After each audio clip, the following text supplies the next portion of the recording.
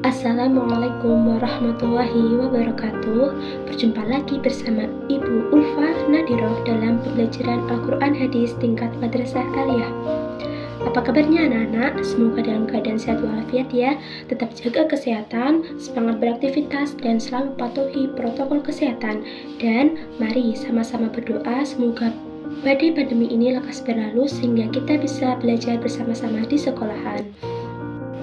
Alhamdulillahirrabbilalamin. Allahumma sholli ala Sayyidina Muhammad wa ala ali Sayyidina Muhammad. Pada kesempatan kali ini kita akan mempelajari Al-Quran Hadis kelas 10 semester 1, yaitu bab 5 yang berjudul Manusia sebagai Hamba Allah dan Khalifah di Bumi. Baiklah, sebelum kita memulai pembelajaran hari ini, mari kita berdoa terlebih dahulu agar ilmu yang kita pelajari bisa bermanfaat. Bismillahirrahmanirrahim. Raditu billahi rabba wa bil islami dina wa bi Muhammadin nabiyya wa rasula. Rabbi zidni ilma warzuqni fahma. Amin.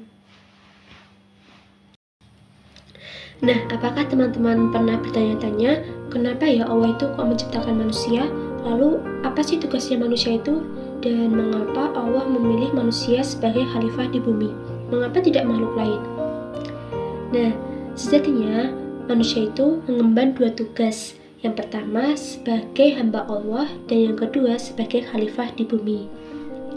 Di sini ada 4 ayat Al-Quran yang menerangkan atau berkaitan mengenai manusia sebagai hamba Allah dan khalifah di bumi, yaitu yang pertama Quran Surat Al-Mu'minun ayat 12-14, yang kedua Quran Surat An-Nahl ayat 78, yang ketiga Quran Surat Al-Baqarah ayat 30-32, dan yang terakhir Quran Surat Az-Zariyat ayat 56. Sebelum kita menginjak ke materi, alangkah baiknya kita mengetahui apa tujuan pembelajaran yang akan kita capai.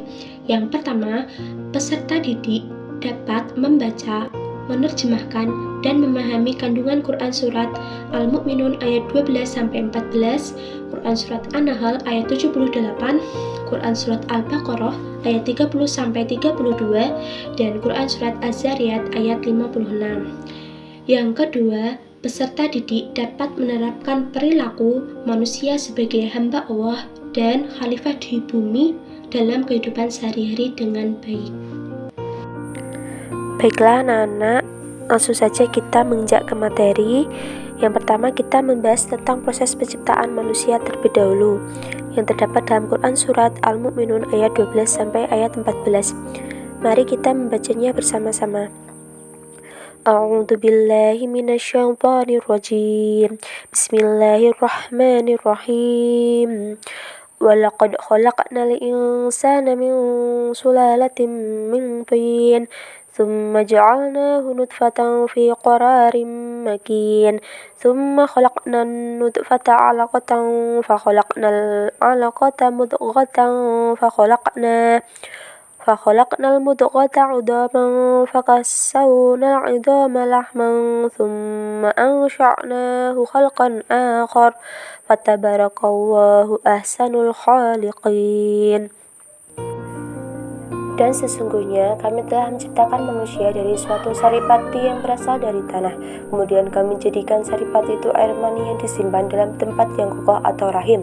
Kemudian air mani itu kami jadikan segumpal darah. Lalu segumpal darah itu kami jadikan segumpal daging. Dan segumpal daging itu kami jadikan tulang belulang. Kami bungkus dengan daging. Kemudian kami jadikan dia makhluk yang berbentuk lain. Maka Maha Suci Allah pencipta yang paling baik.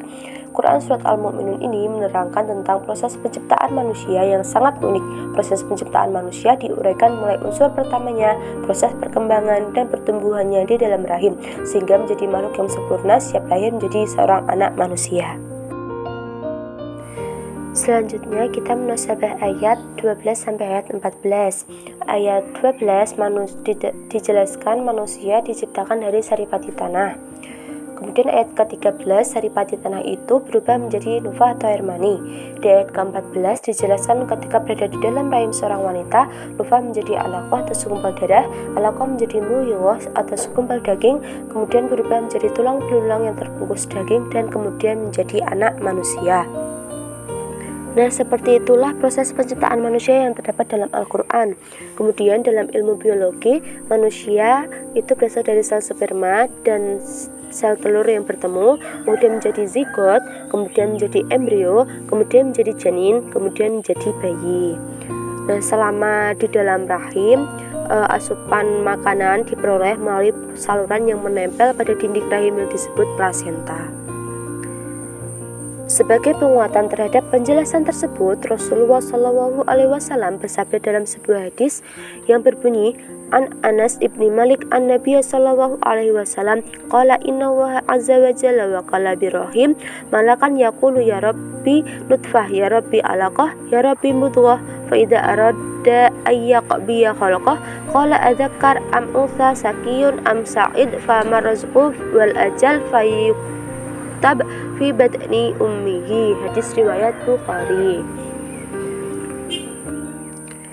Dari Anas bin Malik dari Nabi Shallallahu Alaihi Wasallam, beliau bersabda, sesungguhnya Allah Ta'ala menugaskan satu malaikat di dalam rahim seseorang. Malaikat itu berkata, ya Rabb, sekarang baru sperma, ya Rabb segumpal darah, ya Rabb segumpal daging. Maka apabila Allah berkehendak menetapkan ciptaannya, malaikat itu bertanya, apakah laki-laki atau wanita, celaka atau bahagia, bagaimana dengan rizki dan ajalnya. Maka ditetapkanlah ketentuan takdirnya selagi berada dalam perut ibunya. Hadis riwayat Bukhari. Dalam perkembangan ilmu pengetahuan dan teknologi, semua yang digambarkan dalam ayat Al-Quran kemudian dijelaskan lebih detail oleh Nabi Muhammad, ternyata semuanya terbukti benar. Ini menunjukkan bahwa Al-Quran adalah benar-benar wahyu Allah Subhanahu wa Ta'ala. Apa yang dikandung dalamnya adalah kebenaran hakiki dan bersifat mutlak atau absolut. Surat yang kedua, Quran Surat An-Nahl ayat 78. Bismillahirrahmanirrahim. Wallahu akhrajakum min butuni ummahatikum la ta'lamuna syai'aw wa ja'ala lakumus sam'a wal absara wal af'idata la'allakum tashkurun. Dan Allah mengeluarkan kamu dari perut ibumu dalam keadaan tidak mengetahui sesuatu apapun, dan Dia memberi kamu pendengaran, penglihatan, dan hati agar kamu bersyukur. Ayat 78 surat An-Nahl ini masih erat kaitannya dengan surat Al-Mu'minun ayat 12-14.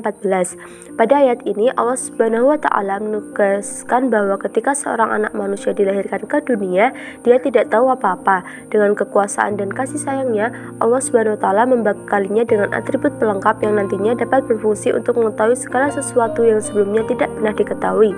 Atribut-atribut tersebut berupa 3 unsur penting dalam proses pembelajaran bagi manusia, yaitu pendengaran, penglihatan, dan hati atau akal pikiran.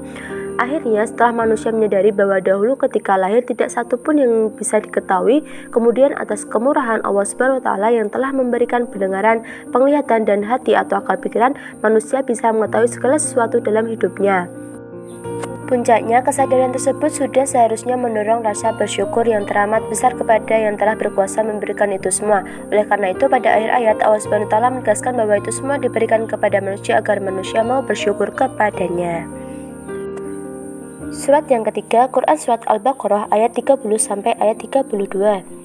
Bismillahirrahmanirrahim.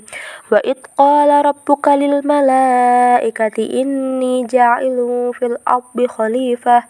Qalu ataj'alu fiha man yufsidu fiha wa yasfiku ad-dima' wa nahnu nusabbihu bihamdika wa nuqaddisu lak. Qala inni a'lamu ma la ta'lamun. Dan ingatlah ketika Tuhanmu berfirman kepada para malaikat, aku hendak menjadikan khalifah di bumi.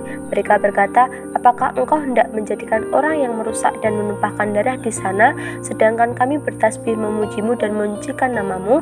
Dia berfirman, sungguh aku mengetahui apa yang tidak kamu ketahui.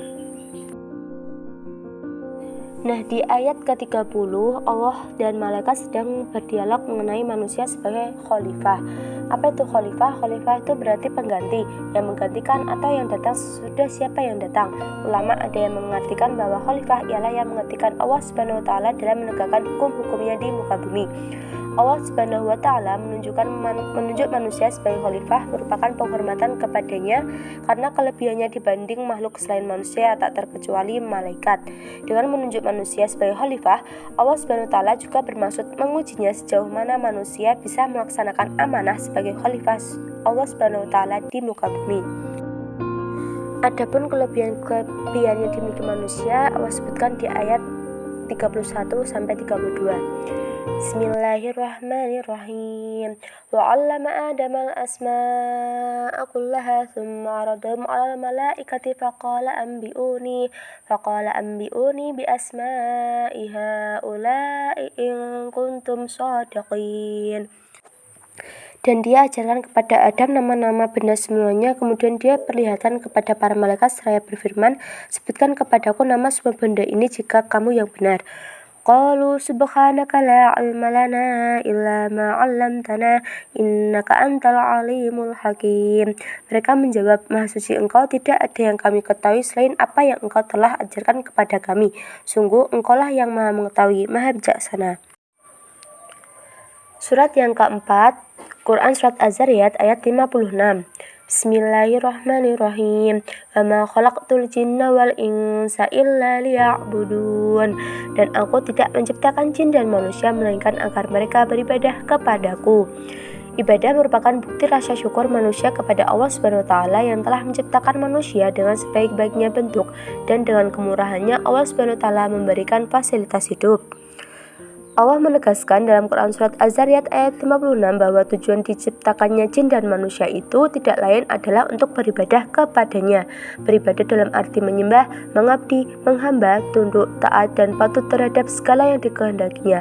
Ketundukan, ketaatan, dan kepatuhan dalam kerangka ibadah tersebut harus menyeluruh dan total baik lahir maupun batin. Tujuan beribadah yaitu mendapatkan ridha Allah Subhanahu wa taala. Di sini ada dua macam ibadah, yaitu ibadah mahiyah dan ibadah ghairu mahiyah. Ibadah mahiyah itu ibadah yang telah ditentukan ketentuannya, seperti sholat, puasa, zakat, haji. Sedangkan ibadah ghairu mahiyah, ibadah yang belum ditetapkan ketentuan secara khusus dalam pelaksanaannya. Contohnya, ibadah menyantuni fakir miskin, berbuat baik, dan hal-hal lain yang dalam bentuk muamalah. Selanjutnya, perilaku sebagai hamba Allah dan khalifah di bumi dalam 4 surat tersebut. Yang pertama, Quran Surat Al-Mu'minun ayat 12 sampai ayat 14, yaitu bersadar diri dan senantiasa mengakui kemahakuasaan Allah yang telah menjadikan kita dari sesuatu yang hina tersebut menjadi makhluk yang paling sempurna. Selanjutnya, Quran Surat An-Nahl ayat 78, yaitu senantiasa mengakui kebesaran Allah yang telah menganugerahi kita pendengaran, penglihatan, dan hati nurani. Yang kedua, selalu bersyukur kepada Allah atas kenikmatan yang telah diberikan kepada kita berupa pendengaran, penglihatan, dan hati nurani. Selanjutnya, Quran Surat Al-Baqarah ayat 30-32, perilaku sebagai hamba Allah dan khalifah di bumi. Yang pertama, senantiasa mendiskusikan segala sesuatu dengan yang lain sebelum diputuskan untuk melakukannya. Yang kedua, senantiasa menerima dengan lapang dada kelebihan yang lain atas dirinya. Yang ketiga, hablum minal alam, yaitu ikut menjaga kelestarian alam. Dalam Quran Surat Az-Zariyat ayat 56, perilaku sebagai hamba Allah dan khalifah di bumi, yaitu sebagai hamba Allah selalu beribadah hanya kepada Allah, baik dalam artian sempit maupun luas. Yang kedua, senantiasa mensyukuri segala nikmat yang Allah berikan kepada kita yang dimanifestasikan dengan beribadah kepadanya. Baik, cukup sekian yang dapat Ibu sampaikan. Semoga ada manfaatnya. Apabila ada tutur kata yang kurang teratur dan kata-kata yang kurang tertata, Ibu mohon maaf sebesar-besarnya. Ibu akan mengirimkan tugas evaluasi berupa Google Form di grup WhatsApp. Jangan lupa mengerjakan ya. Baiklah, Ibu akhiri. Wallahu muwaffiq ila aqwamit thoriq. Wassalamualaikum warahmatullahi wabarakatuh. Sampai bertemu di kesempatan selanjutnya.